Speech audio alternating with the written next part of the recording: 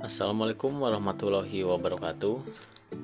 Kali ini kita akan belajar kimia SMK kelas 10, tepatnya bab 1, yaitu tentang materi dan perubahannya. Pada kesempatan kali ini yang akan kita bahas yaitu tentang sifat-sifat materi, perubahan materi, dan klasifikasi materi. Dalam kehidupan sehari-hari kita tidak lepas dari pemanfaatan senyawa kimia. Tatkala bangun tidur pada pagi hari, kita biasa menggosok gigi, kemudian mandi dengan air dan sabun, keramas dengan sampo, menggunakan minyak wangi, dan memakai bedak. Semua bahan tersebut dibuat melalui proses kimia. Persoalan-persoalan tersebut merupakan sebagian masalah yang akan dibahas dalam ilmu kimia. Nah, selanjutnya, apakah yang dimaksud dengan ilmu kimia? Ilmu kimia adalah salah satu cabang ilmu pengetahuan alam yang mempelajari segala sesuatu tentang materi seperti hakikat, susunan, sifat-sifat, perubahan, serta energi yang menyertai perubahan materi. Pada bab pertama ini, kalian akan mempelajari tentang materi dan perubahannya. Setelah mempelajari bab ini, kalian diharapkan mampu mendefinisikan dan mengelompokkan materi berdasarkan sifatnya, mendeskripsikan pengertian perubahan materi, dan mengelompokkan materi menjadi unsur, senyawa, dan campuran melalui kegiatan. Selanjutnya kita masuk ke sifat-sifat materi. Alam semesta pada dasarnya merupakan kumpulan dari materi dan energi. Nah, apakah yang dimaksud materi itu?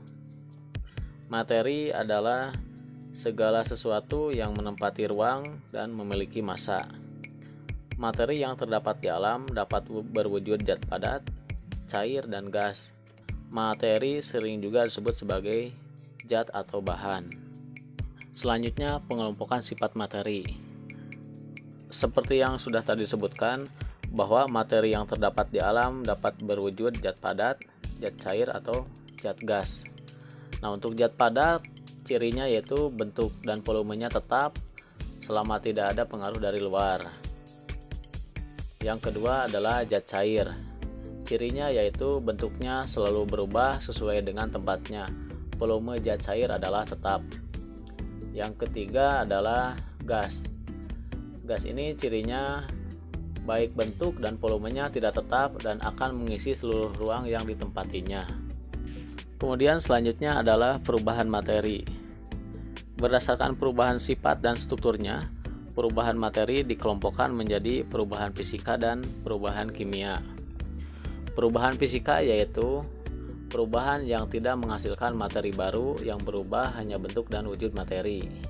Sedangkan perubahan kimia adalah perubahan yang menghasilkan materi baru. Contoh dari perubahan fisika misalnya es berubah menjadi air, kemudian air berubah menjadi uap air, kemudian lilin meleleh. Yang selanjutnya adalah pelarutan garam. Contoh dari perubahan kimia, misalnya kayu atau kertas dibakar berubah menjadi abu, kemudian besi berkarat. Yang selanjutnya adalah contoh yang selanjutnya adalah nasi berubah menjadi bubur atau menjadi basi. Selanjutnya kita masuk ke klasifikasi materi. Pada dasarnya materi terbagi menjadi dua, yaitu zat tunggal dengan campuran. Zat tunggal merupakan penyusun dari unsur dan senyawa. Nah, yang pertama unsur. Unsur adalah zat tunggal yang tidak dapat diuraikan lagi menjadi zat lain dengan reaksi kimia biasa. Nah, di bawah ini adalah contoh dari tabel unsur dan lambang unsur. Silakan pelajari nama unsur dan lambang unsur yang ada pada tabel di bawah ini. Selanjutnya adalah senyawa. Senyawa adalah gabungan dari beberapa unsur yang terbentuk melalui reaksi kimia. Misalnya, dua atom hidrogen dengan satu atom oksigen dapat bergabung membentuk molekul air atau H2O. Di sini saya cantumkan beberapa contoh dari senyawa beserta rumus dan manfaatnya. Kemudian berikutnya adalah campuran. Di alam semesta ini banyak terdapat materi yang tersusun atas dua atau lebih zat dan sifat zat semula masih ada dalam materi tersebut. Materi yang tersusun atas dua atau lebih zat dan masih mempunyai sifat asal zat penyusunnya ini adalah disebut dengan campuran. Beberapa contoh campuran antara lain udara, air laut, dan teh manis. Suatu campuran masih mempunyai sifat zat penyusunnya, sehingga dapat dipisahkan dengan cara fisika. Berdasarkan sifatnya, campuran dapat digolongkan menjadi dua macam, yaitu campuran homogen dan campuran heterogen. Awas jangan sampai tertukar antara senyawa dengan campuran. Berikut adalah perbedaan campuran dan senyawa. Untuk mempermudah mempelajari klasifikasi materi, para ahli kimia mengelompokkan materi tersebut menjadi beberapa kelompok seperti yang terdapat pada bagan ini. Klasifikasi materi terdiri atas unsur, senyawa, dan campuran. Campuran terdiri atas campuran homogen dan campuran heterogen. Kemudian yang campuran heterogen ini dikelompokkan menjadi dua, yaitu koloid dan suspensi.